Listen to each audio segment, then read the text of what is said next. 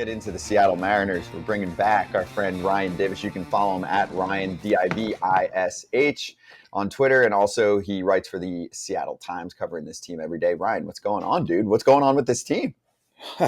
Well, they were the hottest team in baseball, and then they ran into the Orioles and got cooled a little bit, and then probably should have won the game last night. They had a crazy comeback against the Royals and just kind of let one slip away. But I mean, July 1st, I was making plans for October, and all of a sudden I've had to cancel those plans because they're making it interesting again. Do you feel like they sold? What would you call their trade deadline? Because it's weird, right? They picked up multiple players that can help their big league team, including why am I forgetting the name? Dominic Rojas? No, Rojas, but Canzone. Yeah, and he's playing, and now I think they had slow starts, but they're starting to hit a little bit. My whole thing was, I'm cool with that. Like, you wanted to get a little freshness in a lineup that should have been better up to that point, but why Sewald? Why? Like, you can't tell me you don't need that either for this run or when you're a playoff team. You can't have enough high leverage arms like that. Yeah, Jared Dipoto speak, he called it buying and selling.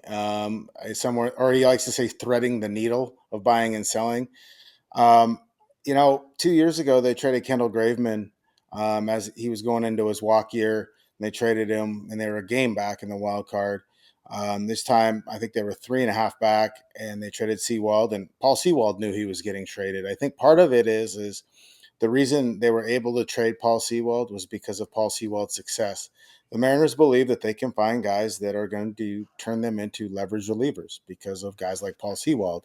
Minor league sign, non-roster invite to camp. He was the opening day starter for AAA Tacoma in 21. They brought him up the same day that Jared Kelenic and Logan Gilbert made their MLB debuts. He got called up, and he just kind of found his way. He was given opportunities. He took advantage of it.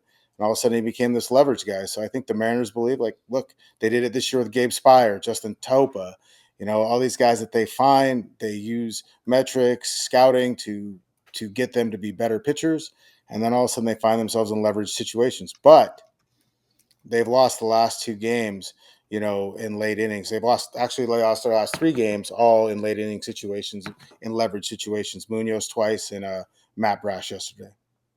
So are they built? Are they built to not only make the playoffs, but then make a run? Because now the Mariners fans, the 21 years is up. Now it's time to make a run. Are they built to do that? I mean, this is what I think. If they get in and you play a 3-game series in the wild card and they run out Luis Castillo, George Kirby, and Logan Gilbert, I mean, like, that's not fun for a lot of opposing teams. And then they bump Bryce Miller into the swing spot in the back in the bullpen and say, "Hey, Bryce, you've got 3 innings. Go out and just throw it as hard as you can for 3 innings." All of a sudden, that it changes the whole math. That's the thing, is like how the Mariners play throughout the season. Once you get to the postseason, their strengths are even more maximized because you're less days. I mean, like, that's what makes them special, is this starting rotation, the starting pitching. Even without Robbie Ray and Marco Gonzalez, they've been able to have one of the best rotations in baseball. And those first 3 guys are studs. And then like I said, you take Bryce Miller, who's a rookie, who's got some of the highest spin rates on his fastball in all of baseball, and you tell him for 2 innings, just empty the tank and go. I mean, that's a really good spot to be in. We saw it last year. I thought that, the Blue Jays had a better team than the Mariners last year. They ran into Castillo. They ran into George Kirby, or they ran into the Mariners bullpen in that crazy comeback game. And the Mariners they probably played the Astros closer than anybody in the postseason last year from the American League side, all because of that starting pitching. So, yeah, if they get in, we see all how close and tight these games are in the postseason. But it's getting in is going to be an issue because they gotta get past the Blue Jays, and it's not easy. So that's a yes then, Ryan? You're telling us yes, that they are dangerous and can make a run? Oh, yeah. Well, the pitching I get, but is the offense good enough? Because Julio hasn't been great. He's been really good. Hasn't been great. Rowley hasn't had the same year. I mean, you look at their team and you're like, okay, yeah, I understand they have great pitching, but at some point, guess what? The other teams have great pitching too, and you got to find a way to score some runs. And their offense hasn't been good. No, it hasn't. It's been better of late. Julio's been better of late since July 1st. And I mean, it's when he's good, they're good. I think AJ, you saw him in I think it was in Atlanta, and some earlier in the season when he was just swinging at everything. You could have rolled the ball up there and he just swung at it. Everything, any slider away he was swinging at. Same with Teoscar. They've gotten better. They've gotten a little more disciplined. France is starting to hit of late. Suarez has been a little bit better, but like Julio has been consistently better, and that's why they've been on this run, is because he's helping make the offense go. He's getting on base. These other guys that they're kind of putting together, Rojas, Canzone, Cade Marlowe, the rookie, who's kind of filled in nicely for Jared Kelnick. I mean, it's not a pretty offense. It really isn't, but it's been more effective. They're really good when they take a bunch of walks. Cal Raleigh started to hit a few more homers. But yeah, that's the thing, is like if they get into the postseason and make a run, they're not winning 5-1. They're winning 1-0 or 2-1 because that's hard for them to score runs still. Hey, Ryan, tell us about Emerson Hancock making his second start now. I heard some and read some reports about him, and I followed him when he got drafted, that stuff-wise, it's more pitchability and commands, but they've also figured out for him, so he's using his sinker to lefties and kind of keeping it up, but it's worked for him as an approach in the minor leagues. So do you think this is like the next great young Mariners starting pitcher for them, or more of a back end rotation guy? I think maybe more back end rotation. He doesn't have the swing and miss that like Bryce Miller or Brian Wu or Kirby or even Gilbert.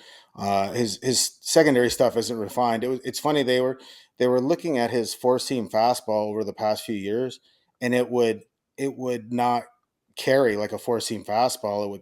It would either kind of just ride like a two-seamer. So they actually just said, well, if it's going to move like a two-seamer when you hold a four-seam grip, why don't you hold it with a two-seam grip and see if you can get more movement on it? And that's been big for him. The changeup's his best pitch, but yeah, he's not going to be like those other guys where he's going to go out and have the ability to strike out 10. He needs to use that sinker to get ahead. He has the good changeup, a lot of ground balls. That's what they're hoping for. The breaking pitchers are still a work in progress, but yeah, of that group of pitchers, he's kind of a little farther behind because he just doesn't have that swing and miss stuff. Do you see this team in the offseason making a pitching for hitting kind of trade, like long term? You have a lot of guys that was kind of talked about at the deadline. They didn't do that. And I mean, it's hard to give up a young starter. And we'll get to Ohtani in a sec because that helps the cause if you're adding another guy like him into the rotation. But do you think that's the move for them? If when I'm looking at the free agent list right now, it's not an incredible list on offense, Ryan. Obviously, Teoscar is going to hit free agency, but some of the upper echelon hitters, after you've got like Matt Chapman and Cody Bellinger, it falls off quite a bit. Yeah, I think they have to discuss it. I think they discussed it with the Logan Gilbert stuff this midseason. And, the Mariners keep saying that was more of a Cardinals, hey, we looked at Logan Gilbert, and the Mariners are kind of like, yeah, they looked, but they didn't really make a real offer. I think, but if they couldn't sign free agents last year for multiple reasons, one was, lack of payroll budget, but intent. I think it's hard to get free agent hitters to come to Seattle. The stadium still carries a lot of negative factors to it, at least mentally for players. It's cold, the ball doesn't carry. They still don't have the tradition of success. It's far away from Florida and Texas, where a lot of players live. So, yeah, it's hard for them to get free agent hitters. So if you can't get the free agent market is bad. So if there isn't a way to address your needs, then you do have to adjust and look at, say, okay, maybe we'll trade a Logan Gilbert or a Bryce Miller because that accesses a player that we otherwise can't get, and we feel really good about the way our pitching is. So maybe that's how you do it. I don't like that philosophy because I think it's really hard to find good starting pitching, even as good as the Mariners are at it. And pitchers get hurt. I mean, look at this year. Robbie Ray was one of the most durable pitchers in all of baseball. He had never had an arm issue that put him on the IL during the major leagues. He's down. He's out for at least 13 months because it's Tommy John and it's flexor surgery. Marco Gonzalez, ultra durable guy for these last few years, out for the season. So, yeah, to sit there and say you never have too much pitching, but if you cannot get the offense you need, then you're going to have to do something. And nothing I've seen says that they can sign the big free agent hitter or they've had the wherewithal to do it. Now let's get to Ohtani because that's a whole different kind of. Wait, Ryan, they did. They signed Cano. Yeah, but they signed Beltre. They signed a bunch of guys. That was a different ownership group, and I think that's made them a little wary. The Cano one, especially Beltre, Sexton, they didn't love the results. And if you look at the WAR numbers and such, Cano was a perfectly good player for them. He was Silver Slugger one year, All Star. I mean, he produced. The stuff that happened afterwards. And Nelson Cruz, they overpaid for Nelson Cruz by one extra year. Nobody wanted to give him a fourth year. They did it, and he paid off. But this ownership group the newer group has been really risk averse in terms of investing a lot of money. And what they point out is, we invested a lot in Julio and Robbie Ray and Castillo. Yeah, that's fine, but you're selling out games and you're making promises of winning the division and competing for the World Series, then you got to do more than they've done. And that, to me, winning takes risks. You have to get out of your comfort zone. It can't be easy. Sometimes you make a mistake and it costs you money, but that can't be a fear if you're trying to win it all. That's the thing. It's like a few years ago, nobody knew if Jock Peterson was really going to help the Braves, but they knew they had to do something. And he did. He became, he was a big time player. They went out and got pieces because they knew they needed to, and they wanted to compete. They had a window. The Mariners haven't done that yet, and I don't know if it's a fear or reluctance or just being cheap, but they got to do something. The time is now. It is absolutely now. They built for a while. They're good. They have young, good pitching, and we all know that doesn't last forever. So you need to send them a message. I'm pretty sure they're aware. It is going to cost a lot of money if they are going to be in the Shohei Ohtani sweepstakes, probably in the $600+ million range. What is the latest? Do you feel like Ohtani is impressed by Seattle fans based on the All-Star experience and any time that he's been around M's fans, and they all seem united in talking to him? And then I don't know much about this, but this is all tied into the conversation. We've had some of our fans in the chat over time this year say, him and Kikuchi, they don't know if they got along or didn't want to be there. And obviously he's not there anymore. So go ahead, unload on everything you're hearing lately. Yeah, I mean, I guess it's like Dumb and Dumber, so you're saying there's a chance. I mean, I think he likes Seattle. I do. I think he likes Seattle. I think he really liked what the Mariners fans did at the All-Star game. It was very spontaneous. His translator or his interpreter and his best friend basically here lives in Seattle in the offseason, lives right by T-Mobile Park. So maybe that helps. He's hung out there in the wintertime at Driveline, which is not Seattle, but very cool. I think with Ohtani, remember when Greinke just said, look, whoever gives me the most money, if it's $1 more, I'll take it. He just kind of said, this is what I want. Nobody really knows what Ohtani wants. I think from everything I've talked to with the Japanese media I've been around and some of the other people, and even some of the players that talk to Ohtani, I think the one thing he wants is freedom to leave a bad situation because he doesn't have it right now. So I think a lot of people believe that he's going to want opt-outs in his contract. Opt-outs after 2, after 3, after 4. So yeah, you might have to commit $600 million initially, but there's no guarantee you're going to pay all $600 million. You might get him for 2 years. And if I'm the Mariners, that's a really great 2 years. You have all this pitching. He changes the dynamic, then go for it in those 2 years. If you know that you're guaranteed for 2 years to get him.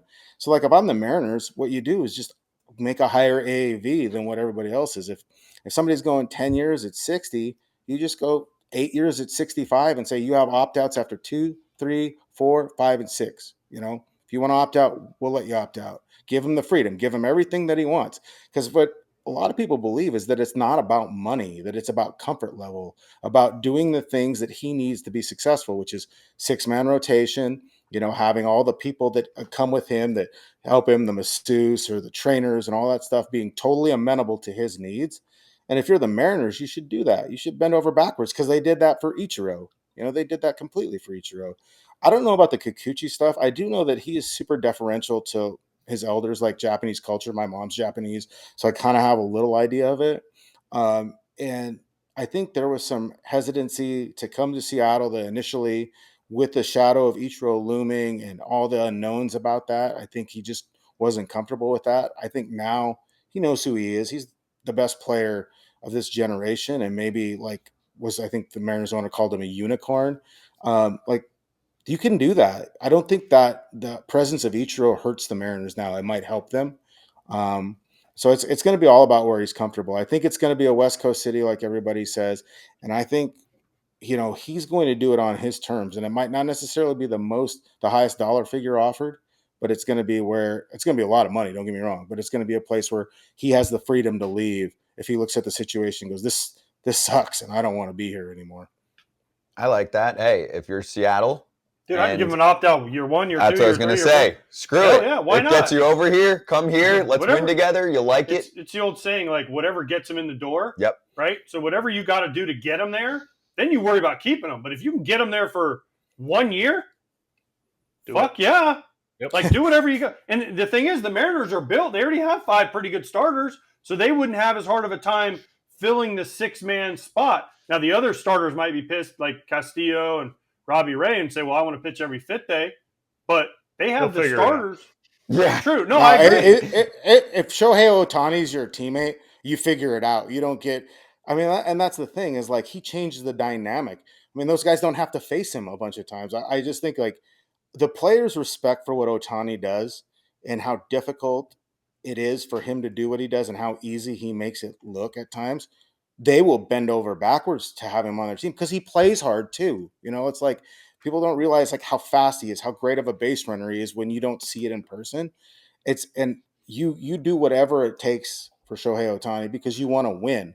And I think the Mariners, the bulk of the Mariners that are still on this team got a taste of it. And they know that somebody like Ohtani really could push them over the top, to be a division winner, to contend for a World Series. And right now, as presently constructed, you can't necessarily say that. Do you feel like adding a superstar like that would help Julio in the sense like he doesn't need to feel like he's carrying all the load? Or is that not really what's coming into why he's kind of having a down season and he's plastered everywhere all over Seattle? No, absolutely. I think it helps. I think there is a lot of pressure put on Julio. He has a hyperactive sense of responsibility for this team. He understands what it means to be the face of the franchise. And I think when they were going bad and he wasn't going well, he got outside of what he does well, got outside of his comfort zone. We saw how pull happy he got, and I think that hurt him. You have the All-Star game there. The All-Star game is being played in your home city. He's one of the faces of the organization and of baseball, like a young superstar. There's all this external pressure pushing on him. Hey, you got to get there. You got to put up numbers. You got to be in that All-Star game, as well as internally. The Mariners ask a lot from that kid, sometimes I think to his detriment. So I think he's starting to learn to kind of process what is important, what isn't, but also like now that the All-Star game is gone and past and he's just out there playing again, it's about winning games. And it's easy for players to have, your focus is still wanting to win and perform every day, but you have all these other factors pulling at you and it creeps into your mind. It's like it's being in your walk gear. Yeah, you want your team to win, but you want to put up numbers because you want to get paid. Well, Julio's got all these other people wanting something from him, needing to do something for him. And I think I don't think it helped him in the first part of the season. So we got about a minute left. I want to get one fan question in here from Big Daddy. Do you think they're starting to feel the effects? There's more after it, but I don't want to say it. Of JP Crawford on the IL the past few games. Seems like he's been really able to set the tone with getting on base of late, putting pressure on pitchers. Yeah, JP Crawford's had the best season of his career. So anytime that he's going to be missing for them is going to suck, right? Yeah, he's been their MVP on every level. I mean, you look at his on base, it's top, 3 in the AL. They put him in the leadoff spot when Julio faltered. He's been outstanding defensively. I know the metrics aren't always pretty, but they lost a game the other day where Dylan Moore was unable to make 2 plays. They were difficult plays, but JP makes those easily, and that cost them. Him out for 7 days, hopefully for them and that's only 7 days is big because you lose your starting shortstop and he's kind of their emotional leader. He sets the table. He kind of just brings that edge to him. You lose that for that long of a period or even longer, that hurts you. And they don't really have a true shortstop that they brought in to fill a spot. Dylan Moore's a utility guy. Jose Caballero's a utility guy. They don't have like a shortstop and waiting to take over and say, okay, he's really good. So I've been kind of curious to see how much this will affect him over the games that he's been out. I think they're 1-3 since he's been out. So not ideal.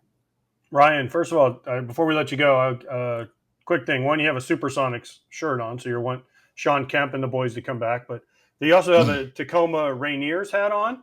Have you ever been to a game in Tacoma? I actually live I actually live in Tacoma. Do they still have the same scoreboard? Because Kratz and I played there. Do they still have the same scoreboard in left field? And is the ball still in the M in Tacoma? They moved it a little bit over and they redid it a little bit, so it's not the same. I just want to know, did you or Kratz ever go over the wall in center during BP at 420 or about 425, 450 or whatever it was? Not a chance. No, dude. Come on. I saw Austin Shenton in one of the the alternate site games take a 97 mile per hour fastball from George Kirby over it, and I was the only time I've ever seen it. Like I watched. There was a team I covered that had Vlad Valentine, Willie Mo Pena, and like Adam Jones and all these guys, and they could never do it during batting practice, and they did it. I think there's only been 2 or 3 in a game that's ever happened. Sin-Soo Choo and AJ Zapp. And Bam Bam Mullins. Hensley Mullins did it too. Wow. Yeah, he was if Eddie Williams didn't do it, nobody did it. There's like Willie Mo Pena that year. I was like right when I was first starting to cover baseball, and I watched him take BB. It was the most impressive thing I'd ever seen. That was one large human being that could hit baseballs very far and could not hit them in a game very much. No. Yeah, but man, you get there early, you watch Willie Mo, it's a show. Oh, yeah. Hey, Ryan, great catching up with you again, man. Appreciate it.